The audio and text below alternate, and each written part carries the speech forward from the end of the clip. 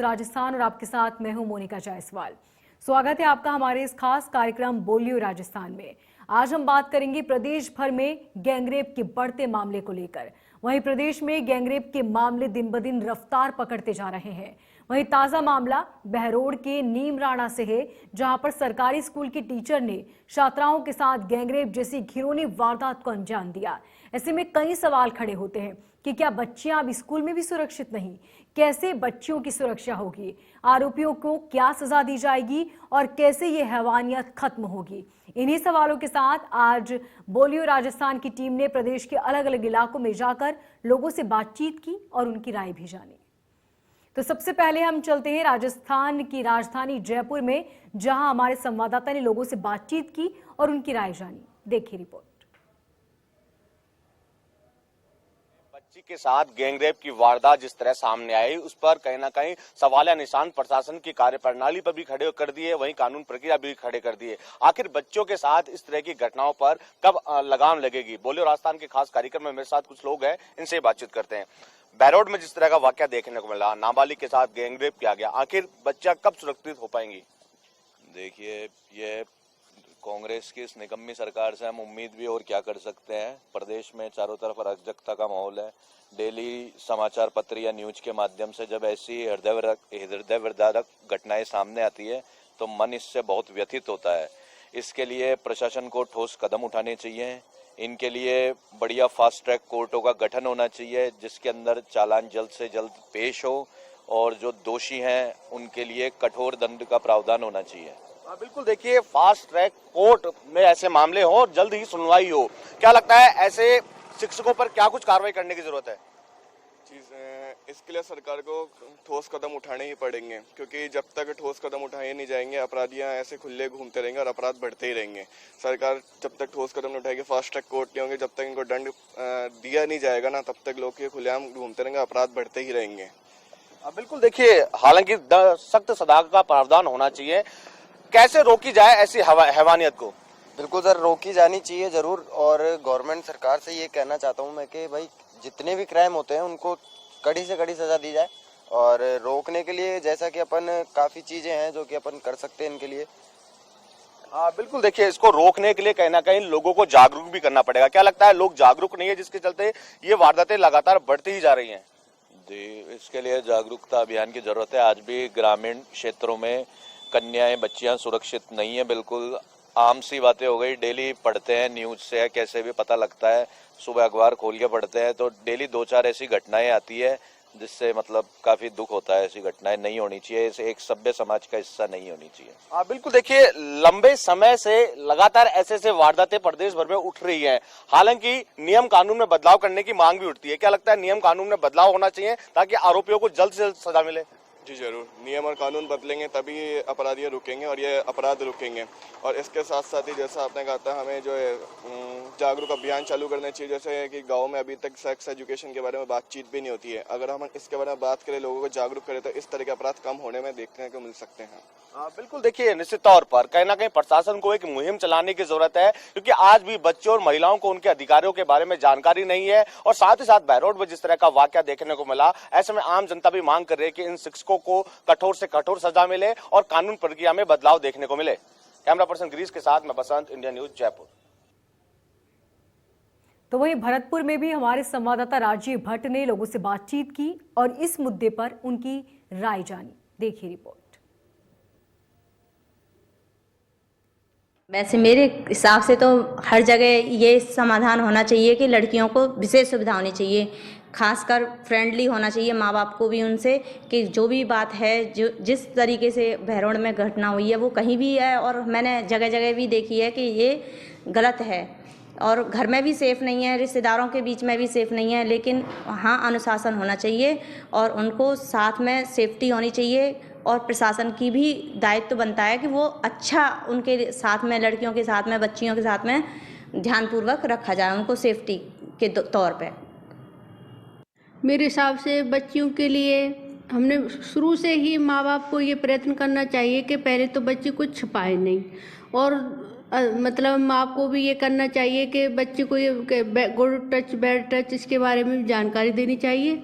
और स्कूल में भी ये सुविधा होनी चाहिए कि एक पीरियड ऐसा हो जो शिक्षिका बच्चियों को ये जागरूक करे इसके लिए कि बच्चा किसी से छुपाओ मत, टीचर्स को बताओ, घर पे बताओ, कोई गलत नज़र से देखता है तो उसकी थोड़ी वो करना चाहिए, विरोध भी करना चाहिए। कभी कभी ऐसा होता है कि बच्चियां कह नहीं पाती हैं, घर पे भी नहीं बताती हैं, तो धीरे धीरे ये ऐसी घटनाएं छोटी छोटी बड़ा विकराल रूप धारण कर लेती हैं। तो बच्चियों को ज़्यादा से ज़्यादा इसी बात के लिए प्रेरित करना चाहिए कि कुछ भी हो पहले तो उनको गुड टच और बैड टच की वो देनी चाहिए शिक्षा। अगर ऐसा होता है तो सबसे पहले टीचर्स को बताए, टीचर नहीं हो तो अपने घर पे भी बताए, जिससे इसका समाधान हो सके और ऐसी घटनाओं। वहीं डूंगरपुर से भी हमारे संवाददाता ने लोगों से बातचीत कर उनकी राय जानी। बेहरोड में अभी स्कूल में जो वारदात हुई है, घटना हुई है, बच्ची के साथ जो गैंगरेप हुआ है, उस तरह की वारदातें कहीं नहीं हो। अपराधी बेखौफ होकर घूमते रहते हैं। अपराधियों पे कैसे लगाम कसी जाए। हम डूंगरपुर में खड़े हैं। यहाँ पर जो यहाँ एसपी ऑफिस से ही रिटायर हुए हैं, जिनसे हम पूछेंगे कि किस तरह से बच्चियाँ सुरक्षित रहें और अपराधियों को क्या सजा दी जाए। बेहरोड में जो घटना घटी है वह बड़ी दर्दनाक है और इस घटना में ध्यान रखें बच्चियां की अपने स्कूल के अंदर सुरक्षित के लिए अपने प्रधानाचार्य से की कोई भी गतिविधि हो तो आप उनसे संपर्क करें और सुरक्षा के लिए पुलिस के लिए भी आप मांग कर सकते हैं ताकि पुलिस इस परिसर के अंदर पुलिस भी निगरानी रखे और अपराधियों को ज़्यादा से ज़्यादा उनको प्रेरित होने से बचे और उनको ज़्यादा से ज़्यादा उन बच्चियों को सुरक्षित रखी जाए और उनको जो अपराध करते हैं उनको दंड मिलना चाहिए और सार्वजनिक जगह पे उनको दंड मिलना चाहिए। और मैं बुरा न माने बच्चियां, महिलाएं, युवा महिलाएं तो कहना चाहूँगा कि वो अपने पहनावे में भी थोड़ा विशेष ध्यान रखें क्योंकि इस तरह की पहनावे में भी असर पड़ता है। तो मेरा करबद्ध निवेदन है आप पहनावा पे विशेष ध्यान दें और अपनी सुरक्षा के लिए पुलिस प्रशासन को और अवगत करावें। आपको हर तरह मदद करेगी, इसमें कोई दो राय नहीं। और शाम के टाइम पे भी अपन कहीं निकले तो ध्यान रखें कि देर रात तक नहीं निकले और अपने भाई रिश्तेदार को साथ में रखें, अकेले न निकले और अगर अकेले हैं तो ऐसा महसूस हुए तो पुलिस को सूचना दें, आपको घर तक पहुंचा देगी। धन्यवाद।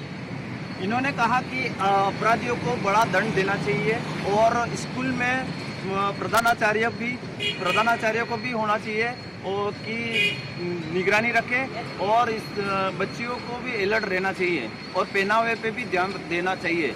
कैमरामैन सुनील के साथ महेश्वर 24/7 डूंगरपुर। बांदीकुई से भी हमारे संवाददाता ने लोगों से बातचीत कर उनकी राय जानी। देखिए रिपोर्ट।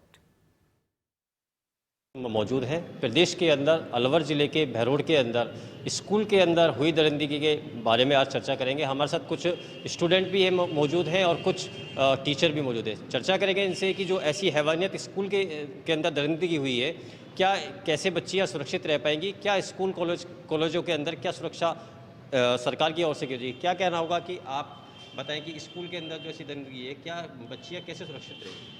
हमें अपनी सुरक्षा हमें खुद को करनी चाहिए। जैसे कि इस कविता में कहा भी गया कि उठो द्रौपदी शस्त्र उठाओ अब गोविंद आएंगे। जिस प्रकार श्री कृष्ण ने द्रौपदी का चीरहरण करने से बचाया था, तो आधुनिक युग में ये श्री कृष्ण हमको बचाने नहीं आ सकते, हमें खुद की रक्षा खुद को करनी होगी। आपको क्या कहना होगा कि क्या कैसे बच्चियाँ सुरक्षित रहेंगी। उन्हें खुद का प्रोटेक्ट खुद को करना आना चाहिए और जो भी हो रहा है ये अभी इस टाइम पे जो आप बता रहे हो उस वजह से जो भी समस्याएं हो रही हैं वो लड़की को खुद को संभालना पड़ेगा क्योंकि वो किसी पर डिपेंड रहेगी तो इसके साथ ऐसा होता ही रहेगा।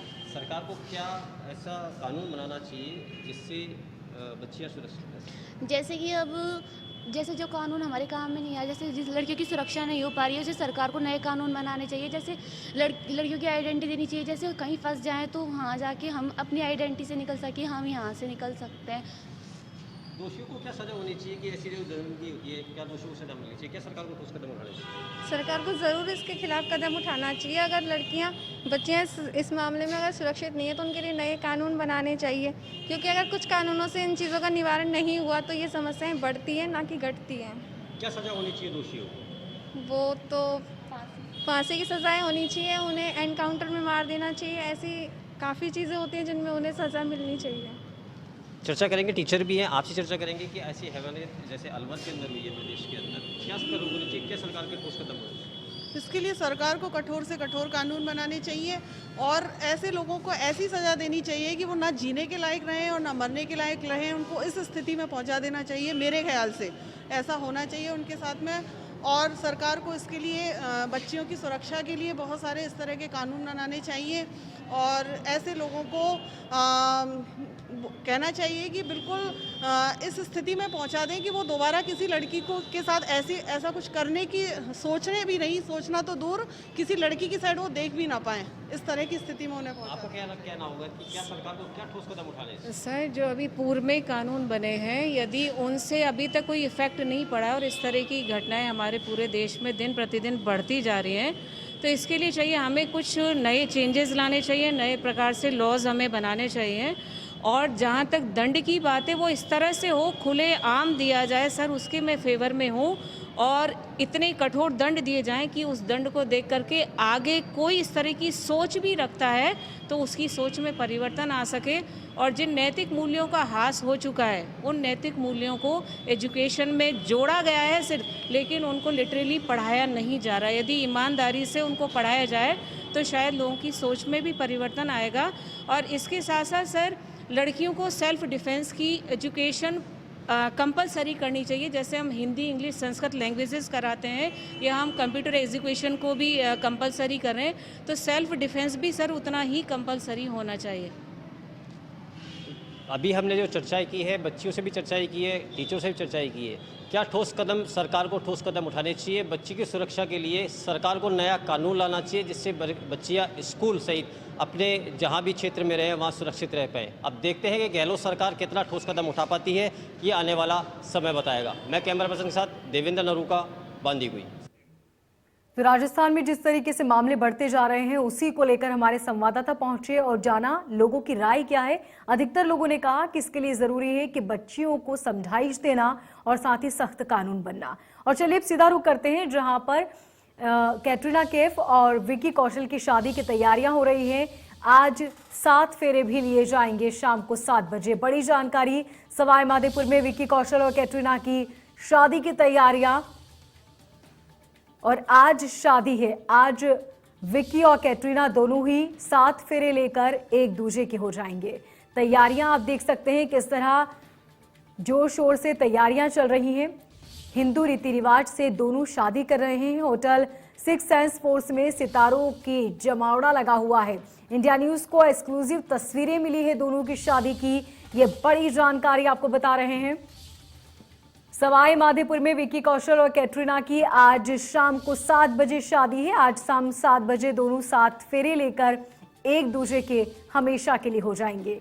हिंदू रीति रिवाज के साथ दोनों की शादी हो रही है और इंडिया न्यूज के पास एक्सक्लूसिव तस्वीरें भी वहां से आई। होटल 6 सेंस रिसोर्ट में शादी हो रही है, ये बड़ी जानकारी आपको बता रहे हैं। और जो तस्वीरें आप देख रहे हैं अपनी टीवी स्क्रीन पर, कई दिग्गज कलाकार यहां पर पहुंचे हैं दोनों की शादी में और सभी ने धूमधाम से शादी को सेलिब्रेट कर रहे हैं। तस्वीरें आप देख सकते हैं, हर कोई विकी कैटरीना की शादी में झूमता नजर आया।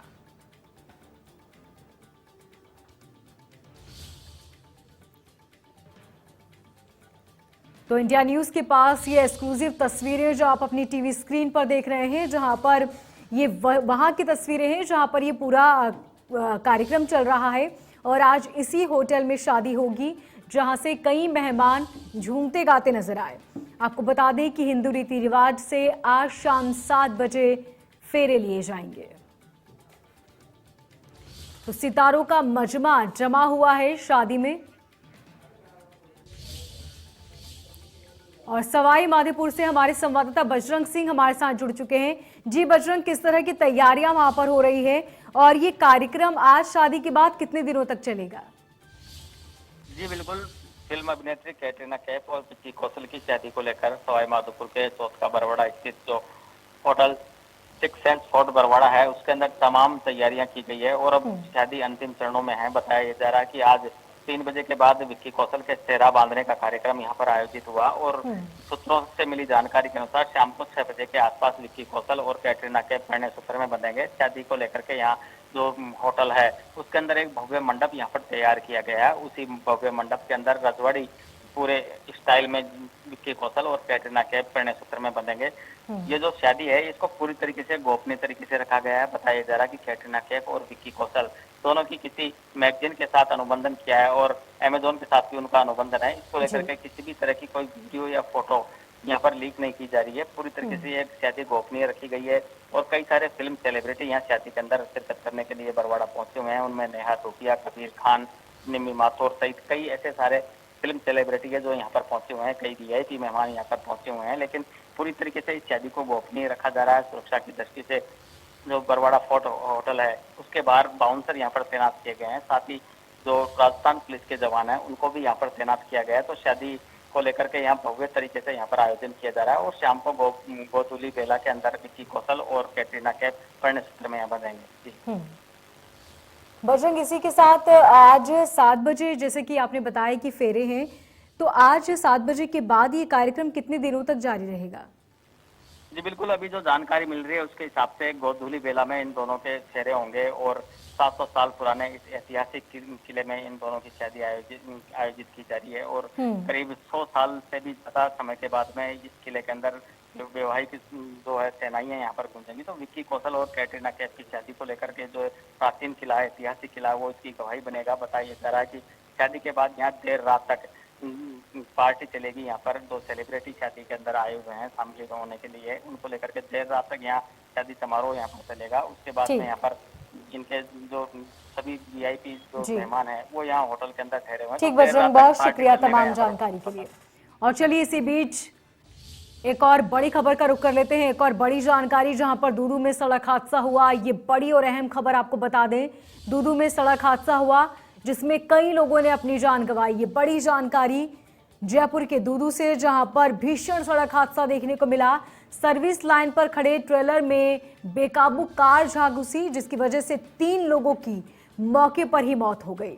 ये बड़ी जानकारी, पुलिस ने शवों को पोस्टमार्टम के लिए भेजा है। तो दूदू में रामनगर की पूरी घटना है जहां पर भीषण सड़क हादसा देखने को मिला। बेकाबू कार ट्रेलर से जा टकराई जिसकी वजह से कार में सवार 3 लोगों की मौके पर ही मौत हो गई। ये बड़ी जानकारी आपको बता रहे हैं। इस पूरे हादसे में 3 लोगों ने अपनी जान गंवा दी। ये भीषण सड़क हादसा दूदू में देखने को मिला जहां पर पुलिस को मामले की सूचना दी गई। मौके पर पहुंची पुलिस ने शवों को पोस्टमार्टम के लिए भेजा। तो दूदू के रामनगर में भीषण सड़क हादसा हुआ जहां पर बेकाबू ट्रेलर से जा टकराई कार जिसकी वजह से कार में सवार 3 लोगों की मौके पर ही मौत हो गई।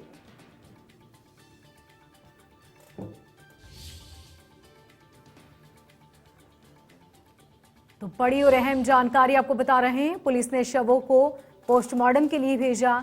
ये बड़ी जानकारी दूदू के रामनगर की ये पूरी घटना है जहां पर 3 लोगों की मौके पर ही मौत हो गई। ये बड़ी जानकारी दूदू के रामनगर से, जहां पर सर्विस लाइन पर खड़े ट्रेलर से बेकाबू कार जा टकराई जिसकी वजह से कार में सवार 3 लोगों की मौके पर ही मौत हो गई।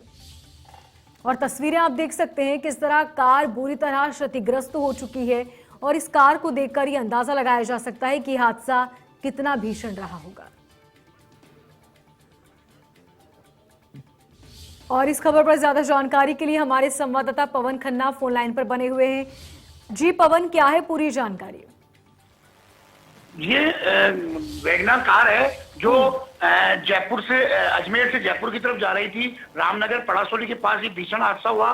चालक को नींद की झपकी आने के कारण वह पीछे से ट्रक में बड़े खड़े ट्रक में घुस गया और मौके पे ही 3 लोगों की मौत हो गई।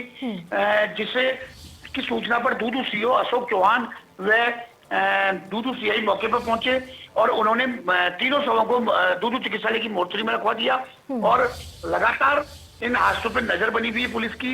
ये जो चालक सुबह धुंध की वजह से या ठंड के मारे नींद की झपकी आने के कारण कार मौके पे ही ट्रक के पीछे घुस गई, जिससे तीनों की मौके पे मौत हो गई। पवन, इसी के साथ जैसा कि आपने बताया कि 3 लोगों की मौत हुई है, ये तीनों लोग क्या एक ही परिवार के थे? बिल्कुल, तीनों लोग एक ही परिवार के थे। इनमें तीनों राकेश भार्गव और रंजना भार्गव और एक सुषमा भार्गव पुत्री, ये पिता पत्नी और मतलब पति पत्नी व इनकी पुत्री मौके पे ही इनकी मौत हुई है। और जिस हिसाब से लगाया जा रहा है कि मौके पे इनकी मौत है, तीनों एक ही परिवार से लोग थे, जोधपुर के निवासी थे। जी ठीक पवन, बहुत शुक्रिया तमाम जानकारी के लिए।